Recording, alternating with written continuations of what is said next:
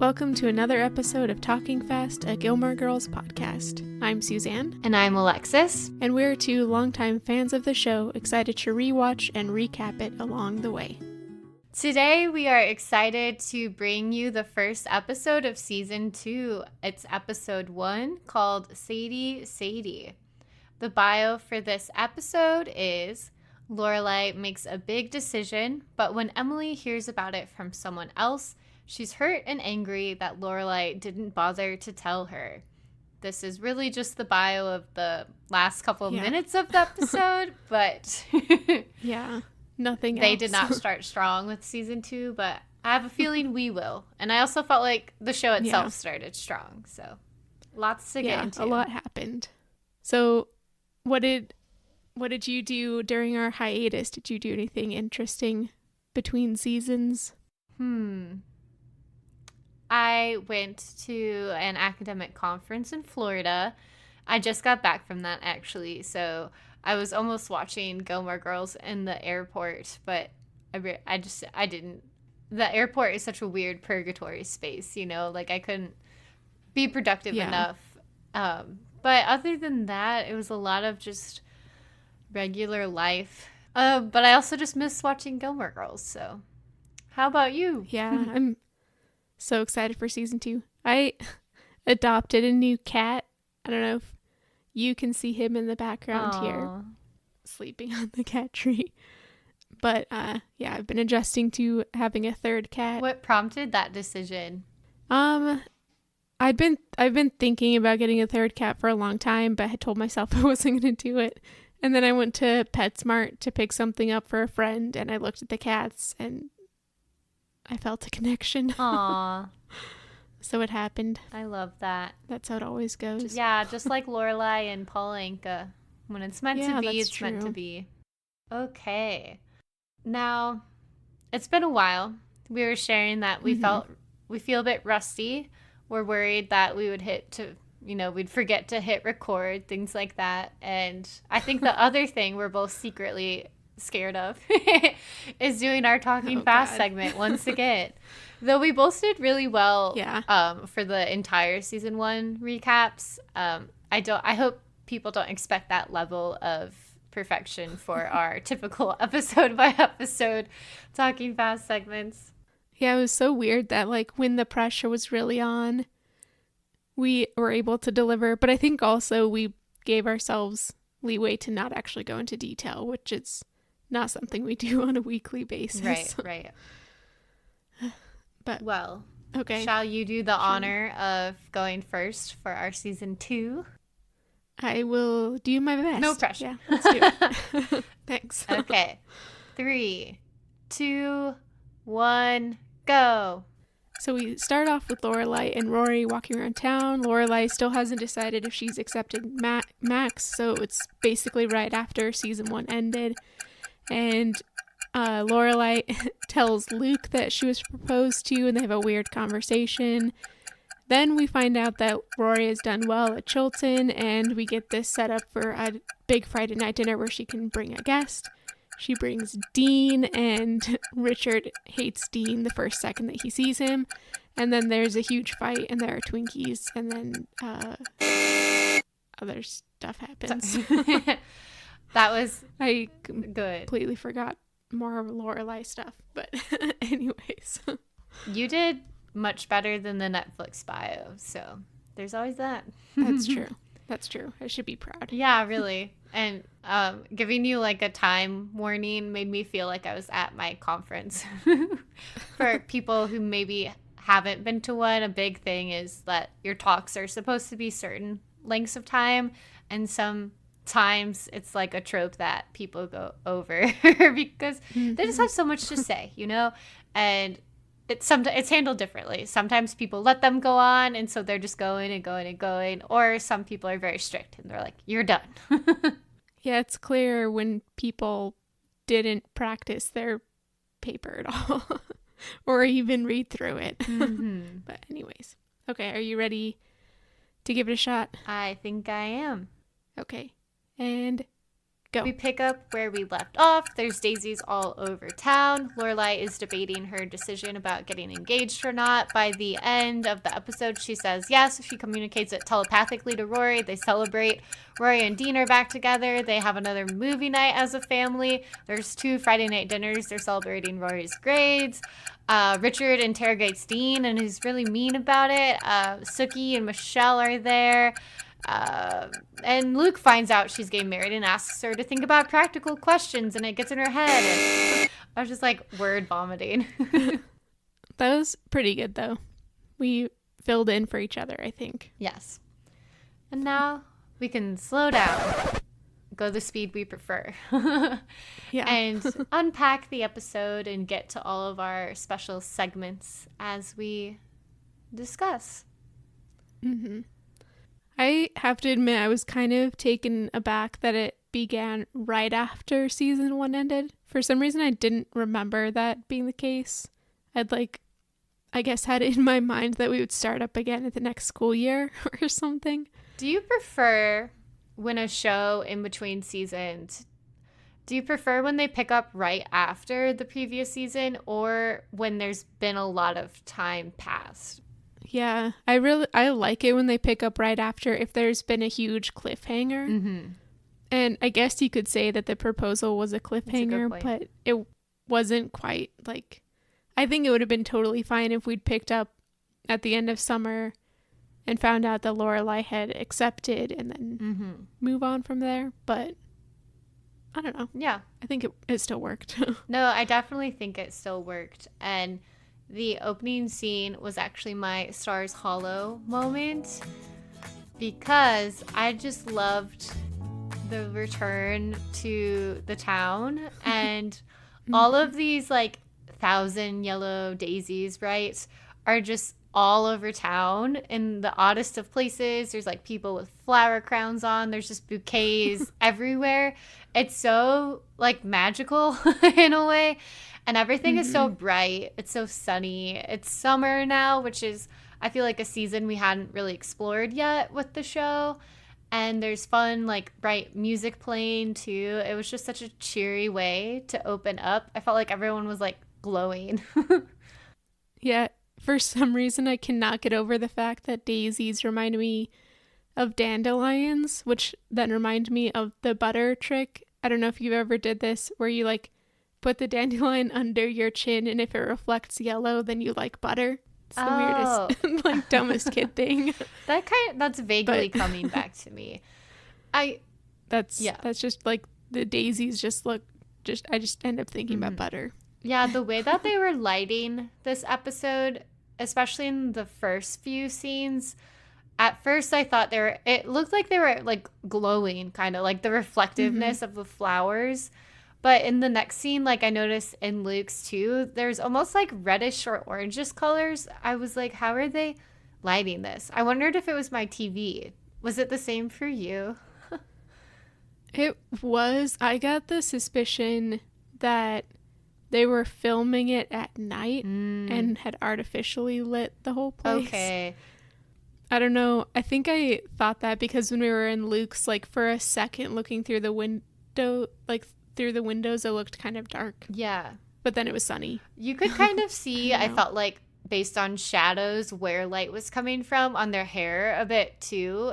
And it, I think you're right of it didn't look natural. And I just wonder, maybe something went amiss with their filming schedule or something like that, because I was like, the lighting was slightly different than normal.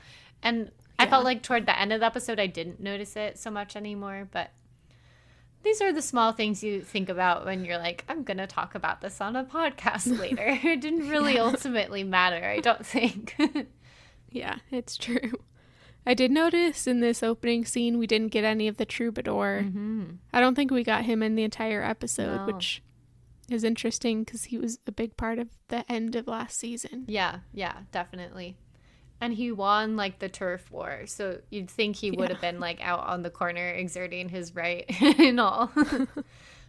Yeah, maybe it was his day off. I don't know what their PTO type plans are. That's a good point. Well, after this cold open scene, we have the credits, which are the same. Love them. But I was thinking about how some shows make the decision to have it be like new pictures and scenes of the characters in the credits. Or not the credits. Is it like the opening? What do you call it? Yeah, like opening sequence. Yeah, theme song. I'm at a lack of words right now. But how do you feel about that? Like, do you think it's better when they update the stuff, or is it classic all the way throughout? I think it should be maybe a mixture of both. Like, keep some of the most iconic things from season 1, like the very ending when they're at the coffee shop and it like zooms out from there, but maybe then add some things from the newer seasons. But I can't really think of any shows. The only thing that's coming to mind is Game of Thrones, which has that whole like fancy opening sequence, but they do like focus on a different place. I think maybe even each episode is a different sequence depending on where they're going to be. So that's a lot of work. I wish I could request the Game of Thrones theme song at like a karaoke night because I love it. I love their scene though with the map, and you're right, it changes every episode based on where the storyline is, and if you know they've killed off all the characters, as they often do, they won't go to that part of the map in the credits anymore either. So I think that's a good comparison. And now that I brought it up, I'm trying to think of other opening sequences that do update it based on seasons, and I feel like Parks and Rec at least once did that. Where, but it's also a thing of like a lot of shows have gone out of the habit of having opening sequences at all. They'll just do like a title card of like, to save time, I think is part of it. And because you can skip it on streaming, so there's almost no point to put effort into it. Like my first gazebo moment, I think, was the opening sequence of the show, and then you said you skip it, but I like it. It's part of the art form of TV, you know. Like Succession has a good opening. Yeah, I usually watch them, but the only reason I skip this one, and it's not because I don't like it, it's just because the sound balance is always off with the music. And then I feel like the need to turn my TV down. Yeah. So I'd rather just skip it.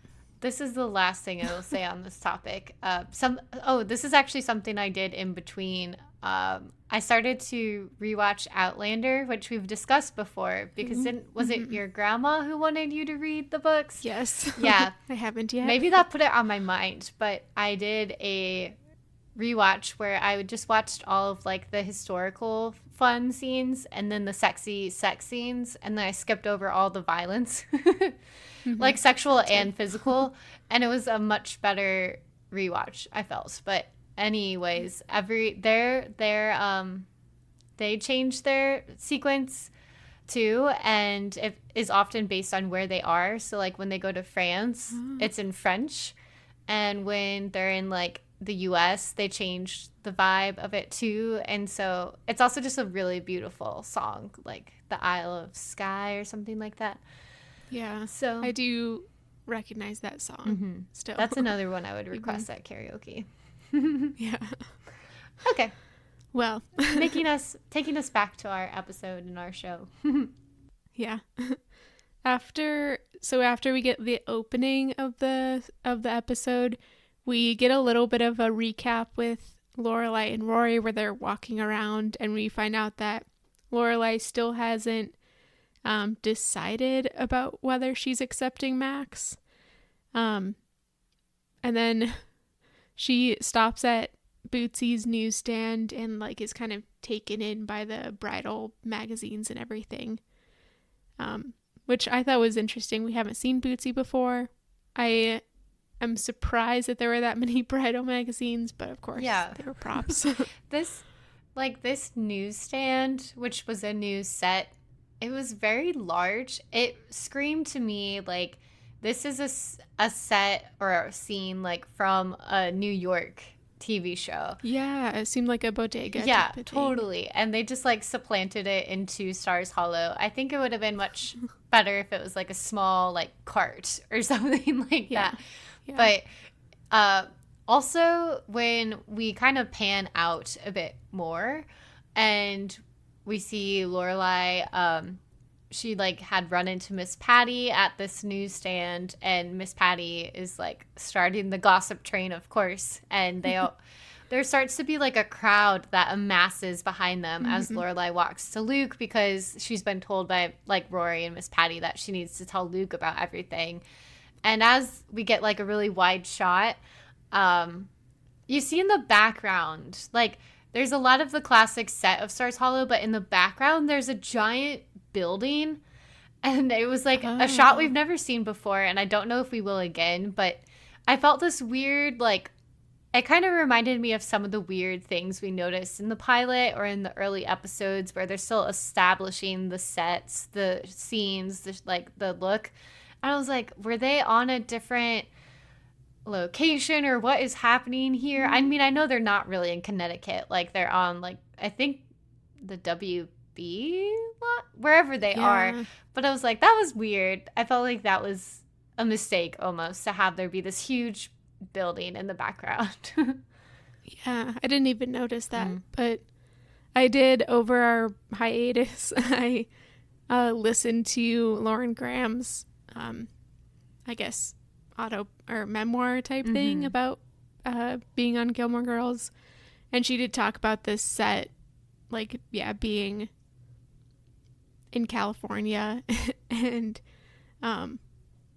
being like a huge determining factor of when they shot the final, because they were about to destroy the entire thing. Though I think it's still there, like you can still go and visit.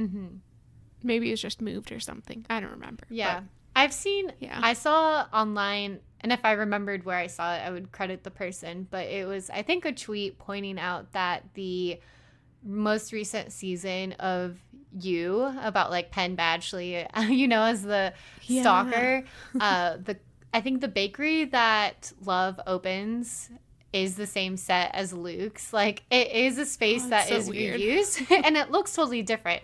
But someone with like a close eye could tell, like, oh, you know, they changed it, but that is the same kind of set that is repurposed by shows. So it's lived multiple lives, as, you know, Luke's dad's shop, and then the restaurant, and then Love's bakery, where, spoiler alert, they like murder people there. Oh gosh. I have not finished that show. Oh, I'm so sorry. Like, no, I mean, I know that people get murdered. Okay, so. Okay. I should have, like, I was doing that for the listeners. I forgot I should have asked you. I'm like halfway through maybe the second season. For some reason, it's a good, engaging show, but for some reason I just like can only take it in small doses, because I hate being in this guy's head. Yeah. You know. But anyways. Yes. I actually want to take us back for a moment, because something that happens early on as well, like Rory departs from Lorelai for a moment while Lorelai is at the magazine stand. Doing my thing where I combine their names again. When Lorelai is at the newsstand, Rory goes to see Lane, and she's giving her like a bouquet of these flowers that they're handing out. And she finds out from Lane that Lane has received a one-way ticket for Korea, apparently. So she's going to visit her family in Korea. And this is basically her main storyline in the episode, about how she's like freaking out about all of this. And this whole storyline was my Friday night dinner critique. Basically, I'm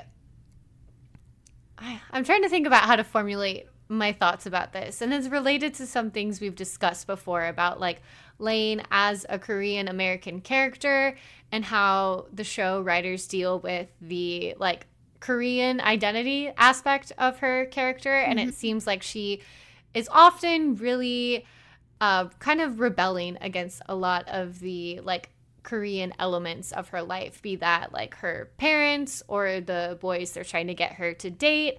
And I think on the one hand, the writers could do something fairly interesting about how like Lane is so hugely Americanized in this very like white Connecticut town, and like think about how she grapples with her Korean identity and maybe like comes around to it more or has like a journey related to it. But throughout this whole episode, she's like constantly complaining about the idea of going to Korea. She makes a joke about how people wouldn't be able to say her Korean name. She like a lot of these different things. She's worried about how it's a one-way ticket. Like she's thinking they're sending her there forever. So on the one hand, this is a teenage girl, you know, like I was also resistant to long family vacations where I'm like, let me just get back and like hang out with my friends. Like it's her summer break. She probably wants to be burning CDs, like doing her thing. But I just ultimately felt like the writers are not like, they want us to be like us as the viewer to be laughing with Lane about the Korean part, about going to Korea in a way that is pretty gross. And like, it's one thing for Lane to be saying these things, but to put the viewer there is like fairly just like xenophobic. And I feel like anti-Asian racism is a much more explored topic, or at least prevalent right now. And watching this during everything that's going on is just like really starkly disturbing to me in a way. So yeah, that was my critique.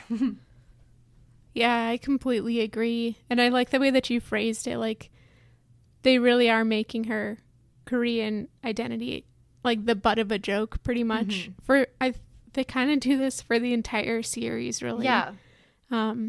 They never like, I mean, maybe towards the end there are some things that she like shows respect towards and like reverence. And I mean, we do understand that later on that she feels that towards her mother, but in these early scenes and seasons especially, it's all just kind of like she hates everything about it.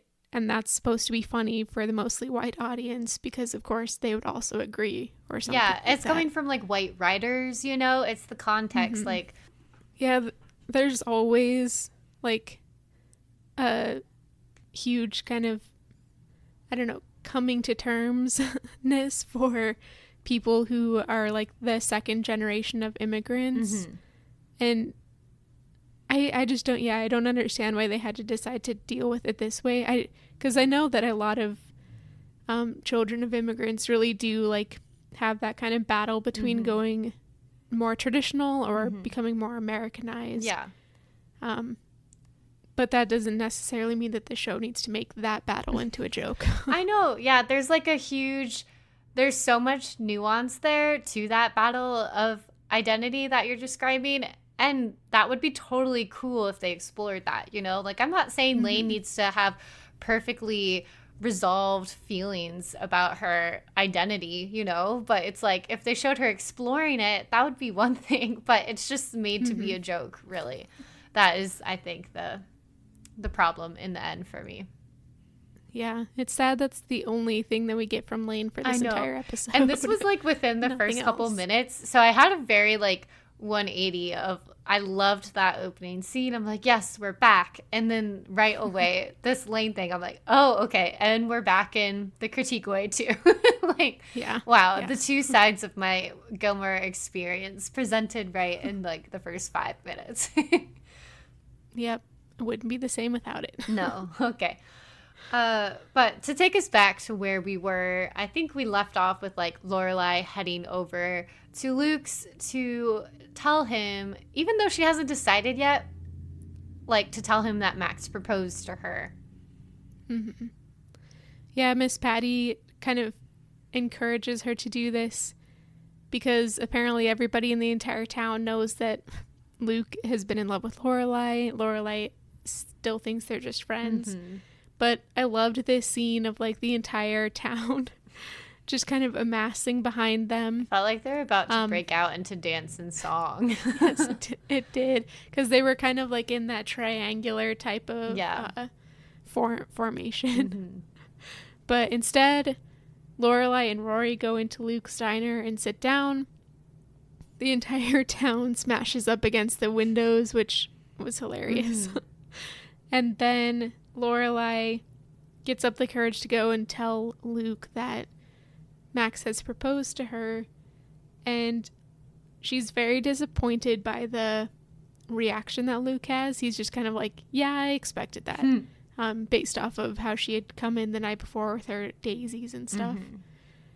And I thought this was really interesting. Mostly, not necessarily Luke's reaction, but Lorelai's reaction to his reaction. Like she really expected something more from him. And his initial reaction was just kind of like almost blasé, like he'd really been talking to himself and saying, this is how I'm going to react.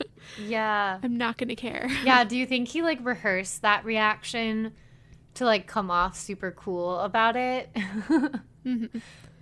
Yeah, it definitely had that feeling. And I also think he rehearsed the things that come next. Yeah. Because at first I was a bit surprised, actually. Like, I felt like Lorelai, I had expected a bigger reaction, especially after one of the last scenes we saw with him was that whole, like, peeing contest with Max about how close they are with Lorelai. And Rachel's last words about, like, don't wait till it's too late to tell her how you feel. But as you mentioned, like, what is about to come, I think gives us a bit of a sense that there's something underneath that he's hiding a bit, because he starts to kind of like try to get in her head a bit about insinuating that this has happened so fast. And he starts to ask her all of these like practical questions about things he knows she hasn't discussed with Max, like where are you gonna live, where he starts talking about this like coupon drawer, like about how his parents never talked, and when his mom died, his dad didn't have a coupon. He didn't know where the coupon drawer was, so he had a coupon can. It was like a very convoluted memory / metaphor thing, but it does get into Lorelai's head, as we'll come to learn later. It wouldn't be an episode of Talking Fast if I didn't bring in a Bachelor reference. Good. This Luke's kind of interrogation of Lorelai here reminded me of all viewers at the end of a Bachelor season where we're all like, so what happens now? Like, where are they going to live? What's their plan for the rest of their lives? And it's just like, that was not thought about. The most important thing was just the romance of it all. Yeah, seriously. But I had my Stars Hollow moment seconds after this little debacle of Luke and Lorelai. When Lorelai walks back to the table and people outside who have all been smashed up against the window are fluttering around. Something's happened. And Lorelai asks Rory. Rory says that Kirk is passed out. And that was just like, this I think is like we've been talking all through season 1 about how it seemed like Kirk wasn't quite the Kirk that we remembered. Yeah. This is the Kirk that I remember. They're like so excited about getting into the town's business. He's probably like squeezed up against the window. And then he's also so fragile that he just passes out. Oh my God. I could totally envision that as you say that. And I almost wish they had included that scene because we don't see it, but it's funny. It's very funny to imagine what it looked like. And even Rory now is like, she used to be the one in that they were all looking at her, you know, and now it's like Rory's turn looking out the window, participating in this like very classic Stars Hollow kind of moment. Yeah. Oh, so good. Yeah, this group of weird people. Love them. So after we get this great scene at Luke's diner, we come to our first Friday night dinner of the episode. It felt good. And this one, I was happy to be back. Thankfully, is not. Yeah, this one's not too bad. We'll just start with that. We come in and Emily's in a great mood already, which is kind of suspicious. Yeah, she's giving off some pretty like big energy. Was the last time that we saw her like excited at the beginning of a Friday night dinner when she had that weird random blind date for Lorelai? Yes, but also another one was when she had made the room for Rory. Oh, so yeah, I think like Lorelai is pretty, you know, it's good to be wary of whenever Emily is like super excited about something because it has so far pretty mixed results. Thankfully, this time it's actually good. But we get this really great like back and forth from Emily and Richard where Richard wants Emily to wait to say the news, but he's still on the phone at work, and Emily just like gives in and has to tell. And her news is that Rory's in the top 3% at Chilton, and she says this like with all of her background and connections at Chilton, she knows this. Yeah. And we get another like kind of blasé reaction from Lorelai and Rory, who obviously knew this because Rory is the student in question. I know. I mean, I felt kind of bad for Emily. She's like, when Lorelai says, "Oh, I know," Emily's like deflated instantly. And on the one hand, I do feel like she was like, yeah, she was bragging about how she has insider intel from her good old friend Biddy Charleston. Like, Biddy? What a waspy name. Who tells her all the Chilton gossip and whatnot. But on the other side of that, like, she was so excited for Rory and her grandchild. And Lorelai could have just been like, yeah, isn't it so cool? But, you know, it's not the biggest deal in the world. Emily recovers. It does not result in like a huge feud or anything like you might expect. Yeah. Instead, they spend the rest of the evening like Richard and Emily kind of going off about who they're going to tell this good news to and who they're going to show off to. Very proud and brag. Yeah. Meanwhile, Lorelai is like not even really paying attention. She's fantasizing about an engagement ring. So it seems like she was really wooed by those bridal magazines. Now she's like playing with this butterfly ring she has, and she puts it like on her ring finger. I feel like very openly, if I was sitting in that room, I would notice she did that and be like, what you doing there? But so when they go into dinner, Lorelai says like, excuse me, and she goes out to make a phone call to a one Mr. Max Medina. This was actually my Friday night dinner. At Friday night dinner. Fitting. Yeah, I thought it was fitting. But specifically, I was thinking about the fact that Lorelai has made this decision based off of two things, neither of which are how much she loves Max.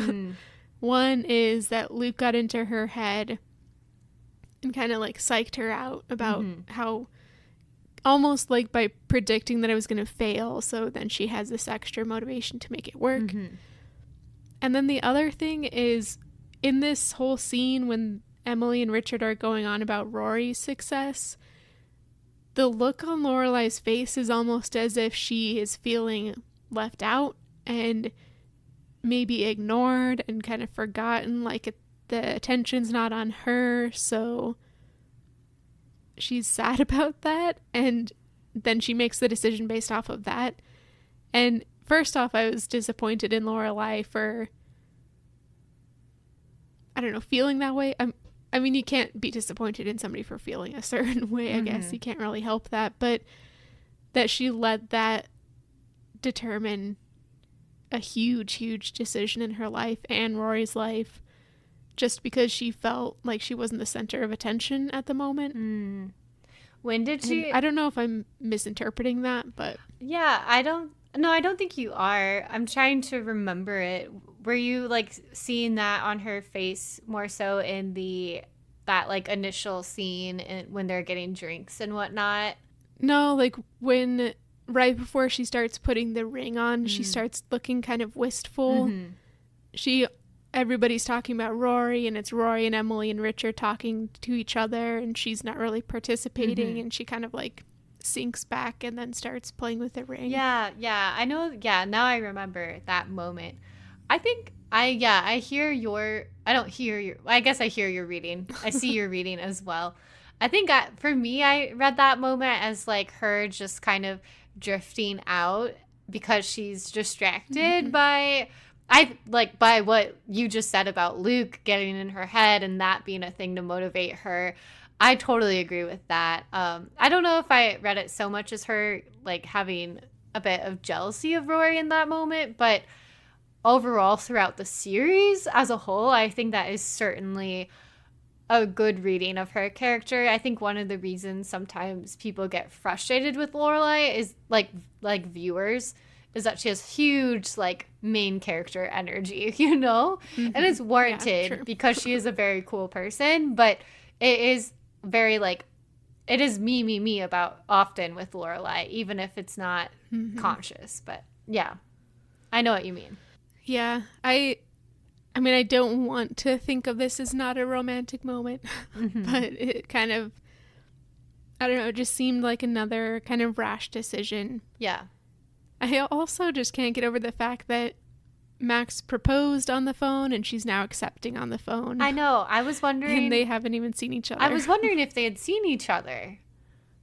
Like. I mean, if it's the next. Well, we opened on the next day. We don't really know how many days have passed since then before Friday. Yeah. But. It is rash. It totally is. And driven by. Yeah, it doesn't seem like love necessarily. I just noticed with like she seems to fixate in this episode on like the magazines, on the ring later on with like the real ring he gives her, and I wonder if she's feeling very like feeling the appeal of like the wedding, the engagement, maybe things she didn't envision for herself because she has had commitment issues for so long that now it's like, oh, I could be like a bride. I could get married. Like, and it becomes less about Max in a way. Yeah, it's just the idealization of not even marriage, just the wedding. Yeah. Yeah, definitely. She comes back in and like doesn't even say anything to Rory, but she kind of just like nods, and Rory just is supposed to know what that means, which I don't know why. Like, how could Rory have known she was on the phone with Max? But I guess it's their mother-daughter like telepathic connection, because they just start like jumping up and down, squealing.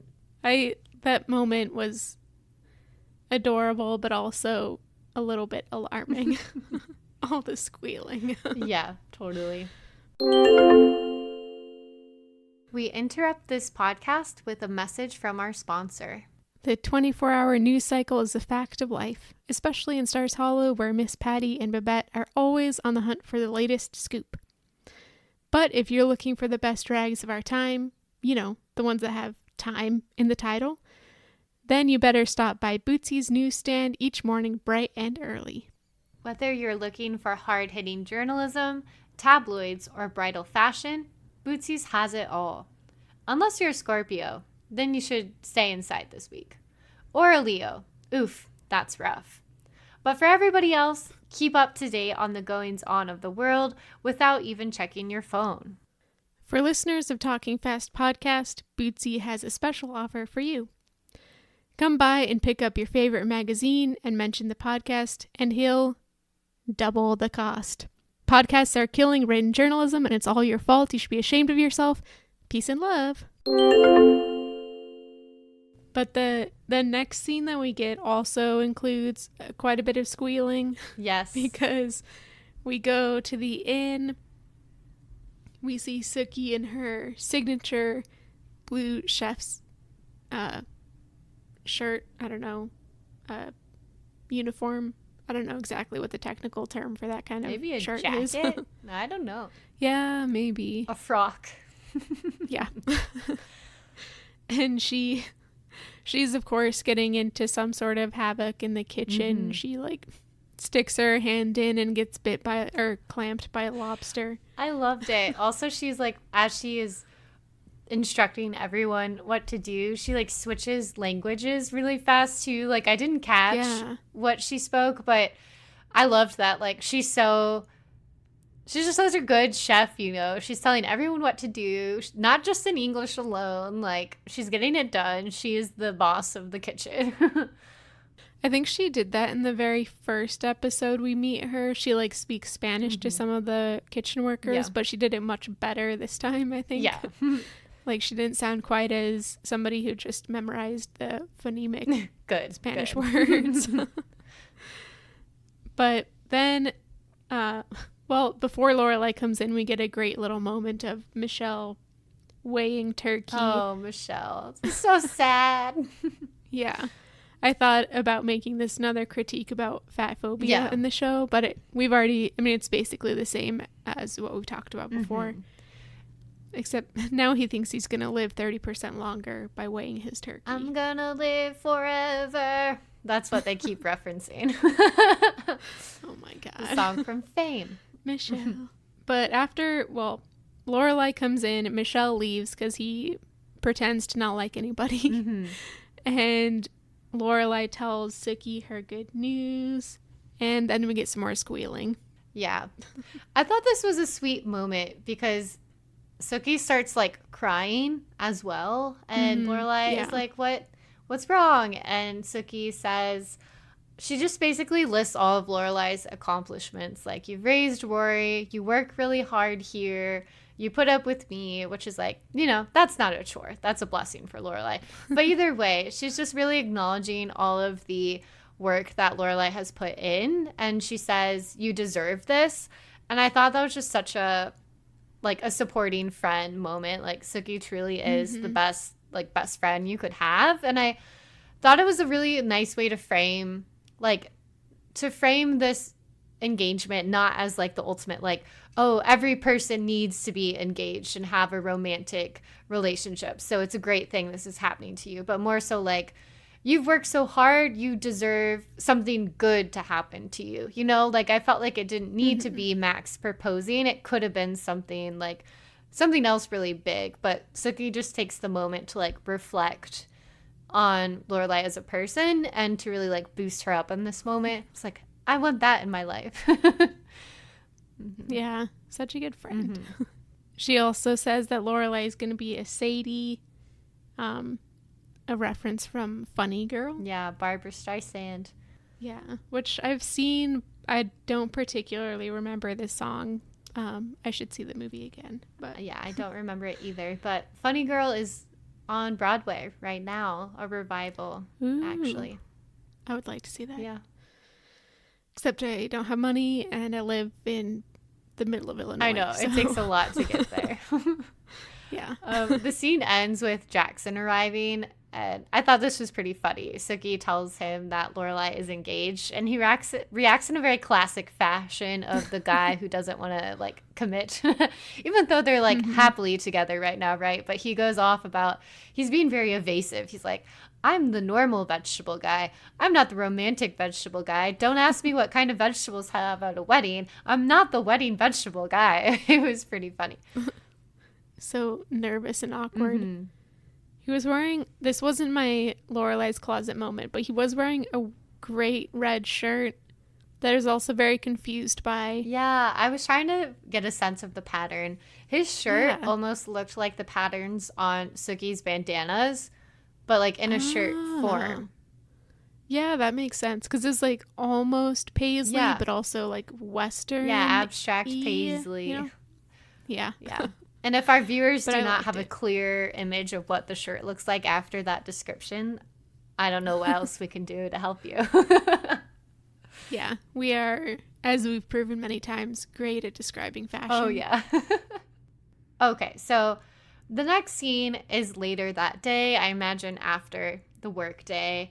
We are at the Gilmore's house, and it opens with Rory on a phone call again with Lane.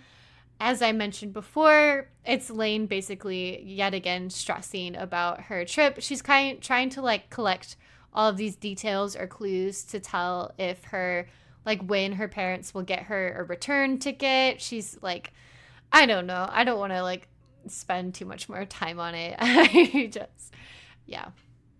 She is in her closet with great lava lamps. I love Lane's closet. I wish lava lamps would come back, because those things are so cool. We actually have lava lamps at my house because my partner likes them a lot. So nice. I'll have to have you over sometime.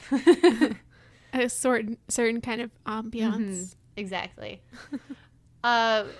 We then go, once Rory's off the phone, to the kitchen where Lorelai is wearing glasses. Have you seen Lorelai wear glasses before? I don't think we have. No. I thought that was a weird detail. Does that mean she wears contacts all the other times?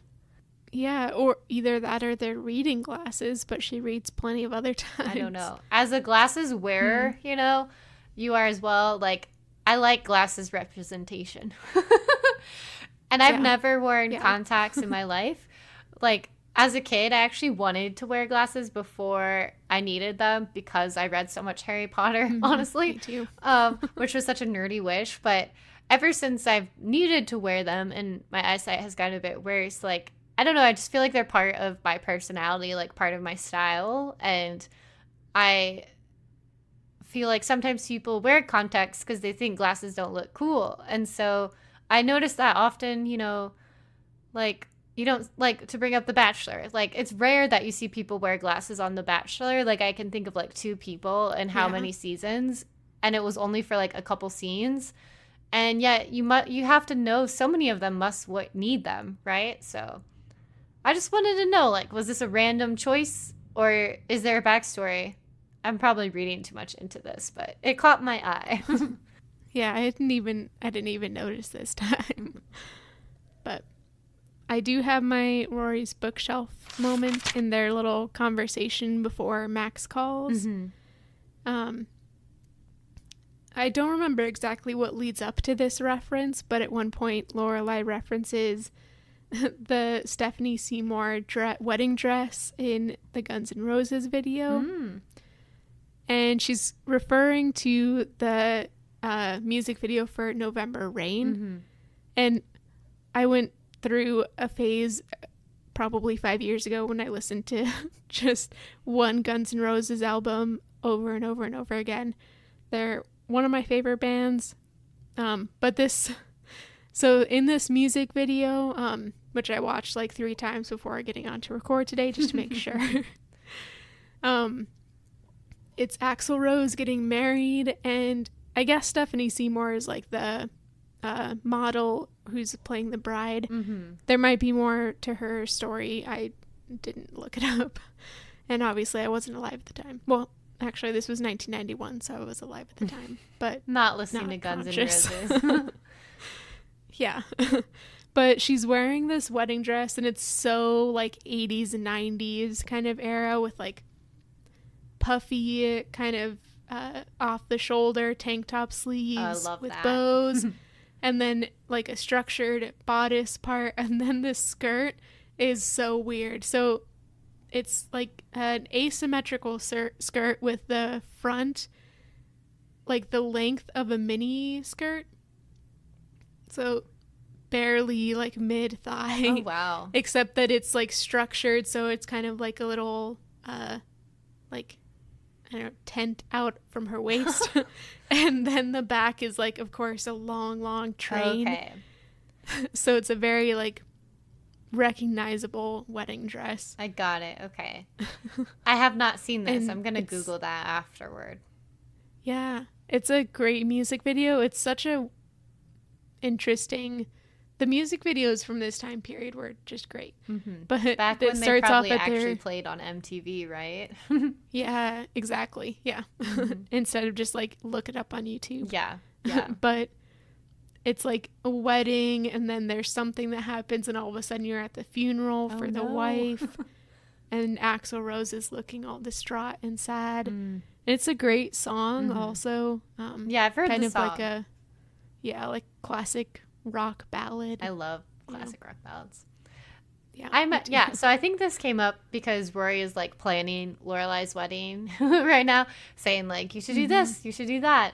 And this is also when Max calls to ask Rory advice about engagement rings for Lorelai. Little does he know is that Lorelai is right there, and Rory is repeating everything he says so that Lorelai can get her input into this scenario. It's a very classic, like, there are 3 things in each one. It's like, not the first one.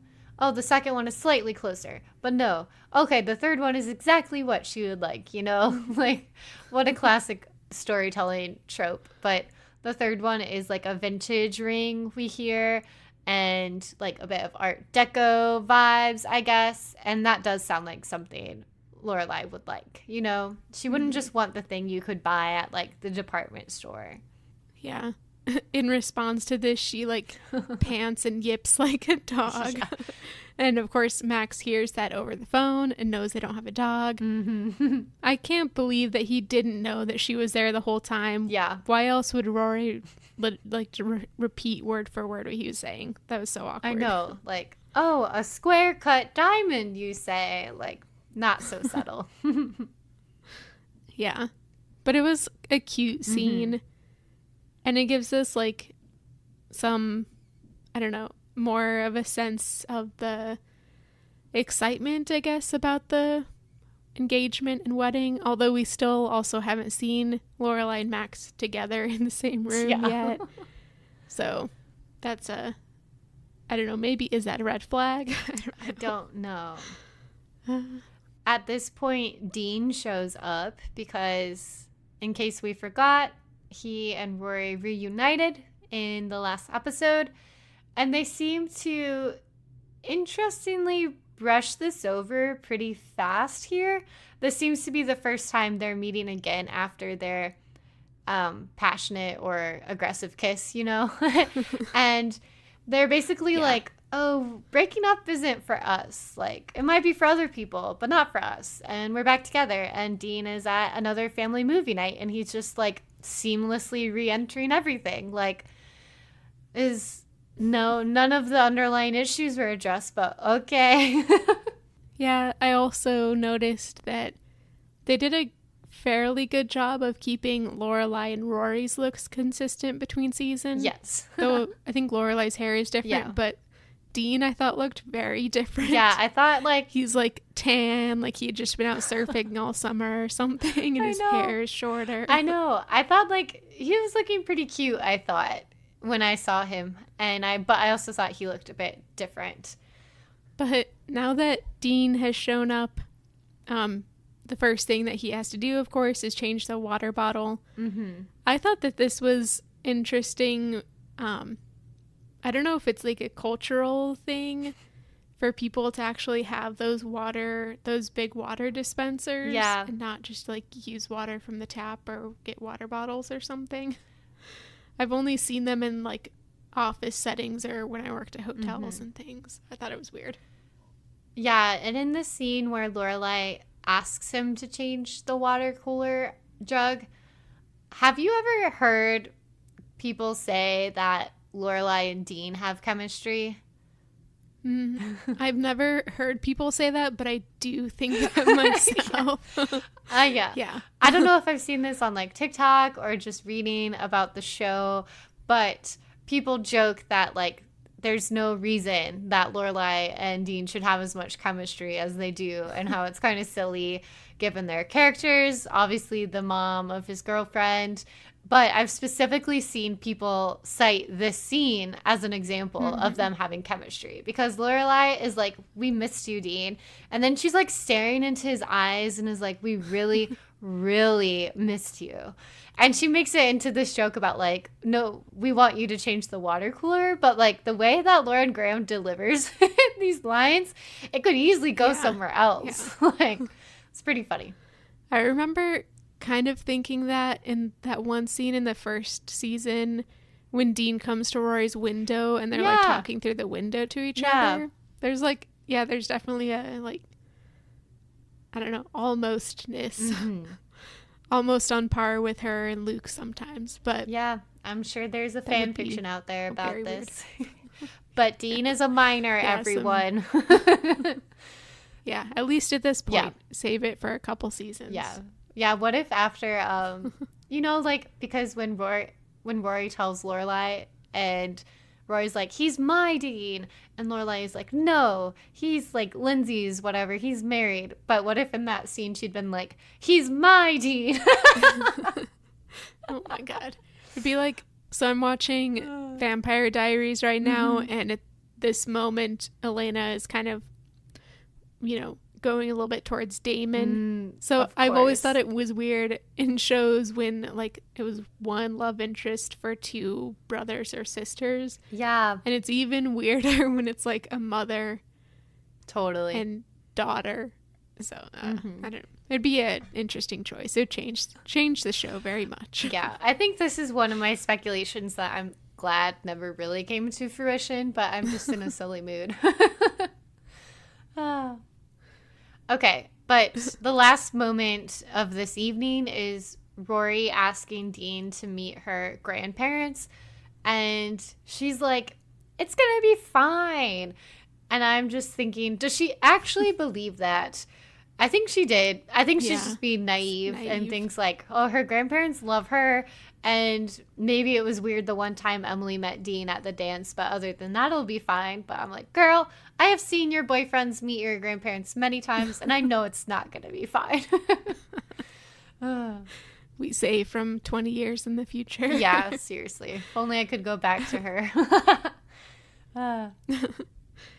But he does decide to go, or he acquiesces. Yeah, I'll say some. I've said many things about Dean. We both have, but he is like pretty easily persuaded by Rory whenever she wants him to do something, like read a book, set up Lane on a double date, meet my grandparents. Like, he doesn't really put in that much resistance, which, you know, is potentially a positive trait, I guess.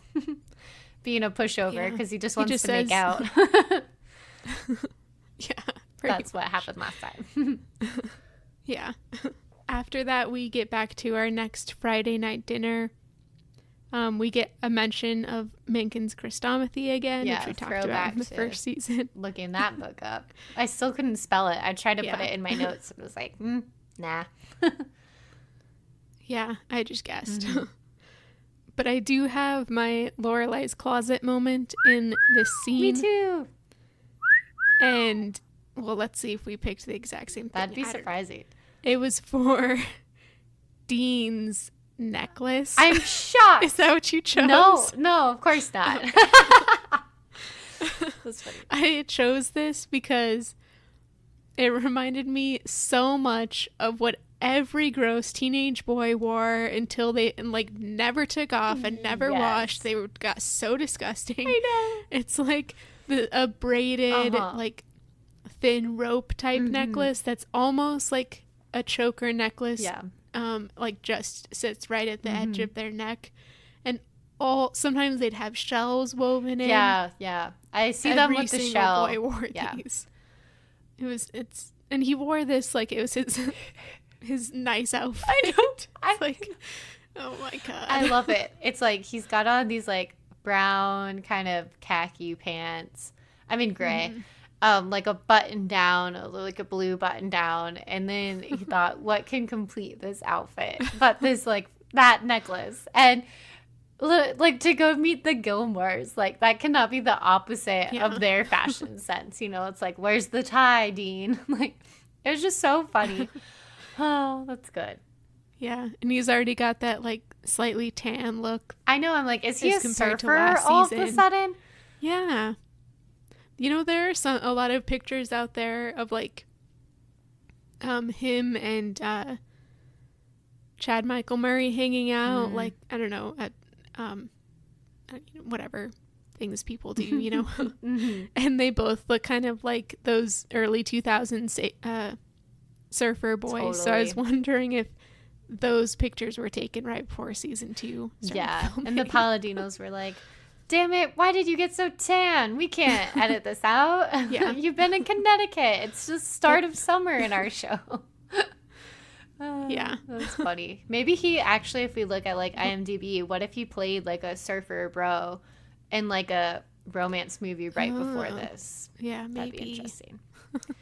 Anywho, my nomination for the closet, Lorelai's closet, was Lorelai's dress. Oh, yeah, it was very pretty. I also picked because I thought it was interesting that she wore this dress for a family dinner. Because I felt like it was a very, like, sexy, flirtatious vibe. And it was at a Friday night dinner for, like, celebrating her daughter's grades. I don't know. We've discussed a lot about the nuances of her fashion and how, like, how does it reflect, like, where she's going and trying to, like, fit in. Is it work? Is it Friday night dinner? Is it her own home? And here I felt like she just completely was ignoring like what her parents would approve of and wore this like kind of like slinky dress. It was strappy. It had like thin straps, a fairly like deep kind of V cut. And you notice like the neckline because it was surrounded like these embroidered kind of flowers in like a V shape kind of in the boob area, basically, for lack of better words. So it draws the eye, shall we say? I don't know. I don't want to be weird about it, but she looked great. She was like flirty, 30 and thriving, as you know they say in whatever show that was. But I thought it was really cute. I thought she looked great. I thought it was weird that it was for a family dinner, but she meets up with Max later, so I think that makes sense. Yeah. Yeah, it was like a nightgown dress. Yeah, you know? Like almost hitting like lingerie vibe in a way. Yeah. Yeah, because it was like silky too, definitely. Yeah. I loved the color palette of it, though. The pink, yeah. Let's just say that when Dean arrives, Emily is surprised and unpleased, but she kind of rolls with the punches there, you know, and after Lorelai says, like, hey, just be cool about it, you know, you said Rory could bring a guest, so she offers them drinks. Lorelai, I think trying to, like, cut the tension, makes a joke about how Dean will want a beer.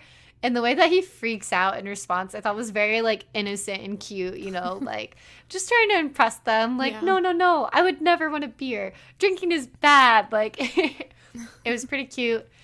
It reminds me of later on when Logan is there and he orders that, like, scotch, you know, and technically not 21, and, like, Lorelai judges him for it. It's a parallel. It's very flipped, if you will.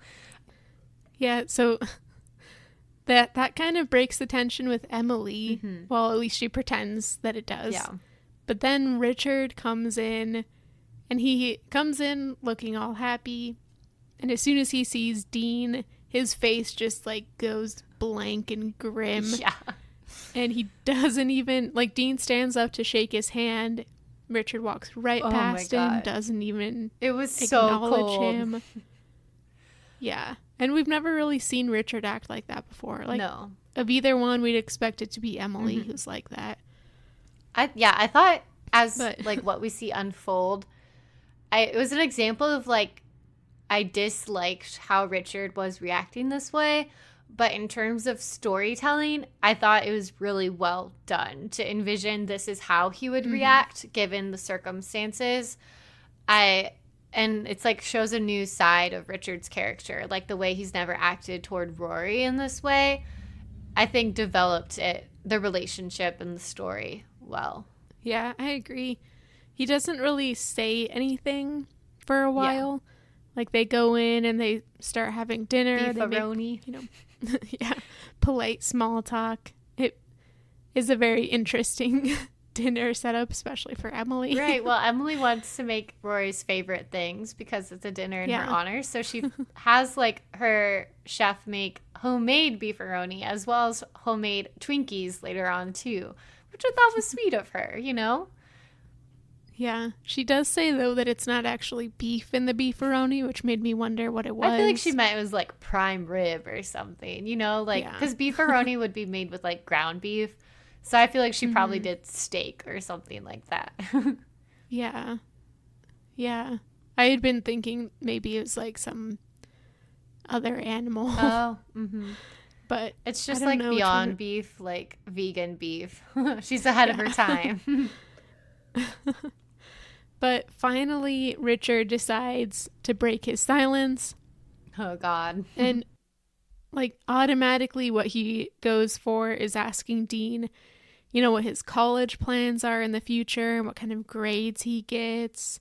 And Dean, like, none of us have really been under the impression that Dean is like a straight A student like Rory is or anything. So he admits that he gets, you know, pretty average grades, A's, B's, and C's. He doesn't say he fails anything, so we'll see if that's true. But Richard's whole thought process in this is that he thinks that Dean is going to hold Rory back. He goes like on pretty much a tirade. It was hard to watch. I know, it was. about how, like, Rory's going places. I thought it was very Malfoy-ish, to be honest. Like, you're going places and there are people who can, like, you need to make the right connections. There are people who can hold you back. And it was very, very rude and mean. I know. To Dean. And it's so, like, ironic when you think about it in the end. Like, Christopher is someone he would have approved of, right? And yet, look how that derailed Lorelai's life. Or, like, later on, they love Logan, right? But he's still, his supporting of Rory is technically like, it's okay that you're not going to Yale anymore. Where it's like, it's someone like Jess, who Richard would never approve of, is the one to be like, Rory, get your shit together and go back to Yale, you know? Like, he's really building all of this on very superficial qualities, you know, very much rooted in class. He doesn't know who will actually support Rory or view her as special, you know? It's very just judgmental based on his position in society. And, like, she's 16. Like, she doesn't need to be with the person she's going to be with for the rest of her life. And she was with him for most of the time that she, like, was getting into the top 3% at Chilton. Yeah. So he had zero effect whatsoever on her grades. But you have to understand, Rory's 16, but Richard was only 10 years old when he decided he wanted to wear a suit and go to Yale. So you got to know what your plan is already. Like, okay, hyperbole there much, Richard? Especially since, like, from what we know of like, their class dynamics, probably Richard's career was picked out for him by his parents when he was a kid, so he was kind of told what he would be. So it's pretty unlikely that he actually do we think Trix allowed him very much free will at all? No. Not at all. The scene ends with something fairly funny. Rory, Richard, Dean, they're all gone, and it's just Lorelai and Emily sitting there. And Lorelai says, "Am I crazy? That's supposed to be us, right?" Like, the one time a dinner erupted in an argument and it wasn't actually Lorelai and Emily. Like, I like that they can poke fun at this. A little bit of commentary. Yeah. Especially since Richard and Rory always seem to be, like, so perfectly in line with each other with interests and all that kind of stuff. Yeah, and Rory was defending Dean. She was... it was like a way we've never seen Richard and Rory fight before. Like, we've never seen them fight at all. And it was not, it didn't feel good. I was like, no, guys, stop. Yeah. We even missed out on the Twinkies. I know. I wanted to see what homemade Twinkies look like. Yeah. So after the dinner, we pick right back up, like, outside of Lorelai and Rory's house. Dean bids them adieu. I don't know why I said that so weirdly. And goes home, makes up some excuse, but it's pretty obvious that everybody just wants the night to be over. I would just go home and cry for hours if my, like, partner's grandparent had talked to me that way. Oh my God. Yeah, seriously. Lorelai does say, though, that now Dean is officially a Gilmore girl. Funny. I wondered how that made him feel. Yeah, Rory keeps apologizing. Dean says that it's okay, so we don't really get any impression that it's really, like, gotten to him that much beyond just the discomfort of being in the situation. Or is he like that stereotypical guy who can't, like, put his emotions into words? Yeah, I mean, that would make sense. It comes with the necklace. But we go back inside the house. Lorelai's, like, shifting Twinkies from plate to plate. I thought that was a weird prop moment. But she sits Rory down, and her explanation of the whole night is that Richard pretty much saw Dean show up there and had a flashback to 16-year-old Lorelai, and her, like, destroying her life, as Richard would say. I think this comes back to kind of Lorelai having main character energy. I don't know that she was necessarily wrong. I'm sure that this did kind of, that was part of what Richard was thinking of. But I also think it was just like, Lorelai, can't you just for this moment acknowledge that this was something that happened to Rory and not something that happened to you? Yeah. But that's a good point, because she does base it very much in like the history of the family and everything that has been dragged up all throughout season 1. Like, Rory, you are the like great white hope of the Gilmore clan, she says, which like Lorelai, that's like subtly getting into a lot of the whiteness of the show, I think, without meaning to. It's just like the say, like a saying is, yeah. But I was like, oh, okay, great white hope of the clan. Yikes! I don't know if I would word it like that, but yeah, not at all. But she describes her as like the daughter they never had. You're an angel. Like, they want to see you graduate. They never saw me graduate. And that actually made me think about the scene that comes up later on where the Gilmores go see Lorelai graduate. And that like just makes me cry, like wanting to even like think about it. That is such like a resonant scene, but we'll get there. But yeah, Lorelai's explanation is very much rooted in like, they feel this way about you because of the way they feel about me. And I think there's some truth there, certainly. And it fits with like the themes they've been building. But as you point out, she could be like, yeah, that was really shitty the way he yelled at you. Like, how did that make you feel? Like, it doesn't ultimately matter like what it was rooted in. Like, it's still, she experienced it and she's going to have to deal with it moving forward because this is someone she's still dating. Like, yeah, and we end up just getting another reiteration of how Rory and Lorelai aren't the same. Rory says, I'm not going to get pregnant. God damn it! Makes me so mad. Well, she isn't going to get pregnant now. Oh, anytime I'm reminded of those, that, oh God, why would they? Oh, I can't even get into it today, but it made me so angry to hear that because it just reminded me of where they take that in the end. Deep breath. Yeah, sometimes I would really like to know the thought process behind that. I almost worry it'd make me even more angry, though. Yeah, that's probably true, because like, we have our own reasons for not liking it, but they obviously have their reasons for wanting that to be like the end game. Yeah. We get the final scene with Lane's storyline where she calls Rory, and I mean, this is like a weird, like, it's not physical humor. I'm not sure what you would call this humor, like prop comedy. I don't know. But it's not it's not the typical humor of the show, but Lane calls her and she's standing next to like a suitcase that is like taller and wider than Lane. It's like it's a comically impossibly large suitcase. And the point is just like hammering home this whole like, oh, how long is Lane gonna go be in Korea? What torture for her? Like, no, I would like, yeah, not good. You know, if she wasn't available, you know, for a couple weeks of filming, there were other ways to do that. Yeah, so true. After this scene, we are back at Emily and Richard's house. Kind of inexplicably, we're hearing Richard like freaking out about the whole Dean debacle. And he is kind of saying what Lorelai had said about like that this kind of reminds him of that, and he doesn't want the same thing to happen to Rory.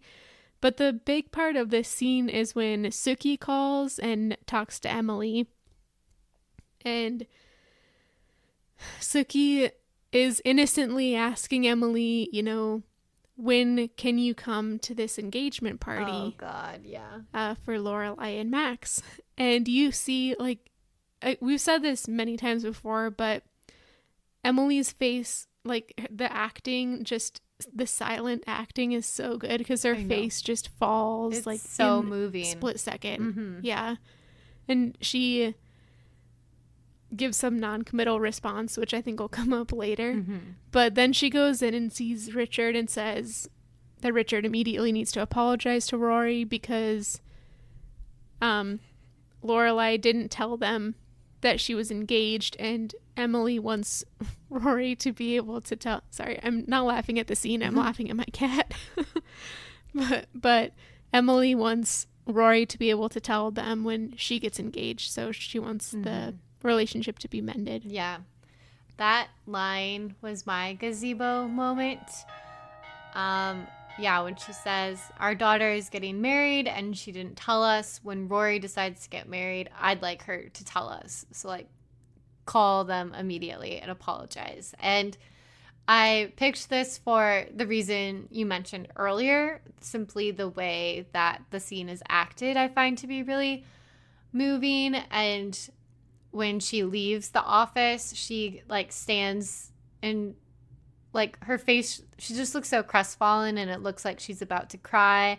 And secondly, I picked this because of what she says to Richard, because we've talked a lot about, like, this continuing conflict and this rift and Emily's great, like, sense of loss and loneliness, but paired with the whole, like, she's not always willing to acknowledge her role in causing that distance between her and Lorelai, how she's often never listening. She's often trying to, like, push her own opinions about what is right and good on them, etc. But in this moment, I thought, like, the whole, like, you need to call and apologize so that we can stay part of Rory's life. And, like, kind of like shows that if she hasn't made this progress with Lorelai, perhaps she is, even in, like, baby steps, making, like, applying those lessons with Rory, because it's kind of like, yeah, they mess up, but if they apologize, like, acknowledge they messed up and move forward, like, that could help them move forward. But it seems like she's never really willing to apologize to Lorelai and be like, oh yeah, I was wrong. I shouldn't have lectured you like that. That was more rooted in what I felt about your life, but you have different feelings. And that never really happens. But I thought this moment was, like, a sign of, like, optimism that they could do that with Rory. Yeah, I agree. I realized I forgot to pick a gazebo moment. So I might just piggyback onto this because it was such a good, like, emotional moment. And also, we had said at the end of last season, I think, that for all the ups and downs between Emily and Lorelai, there hadn't really been any progress either way.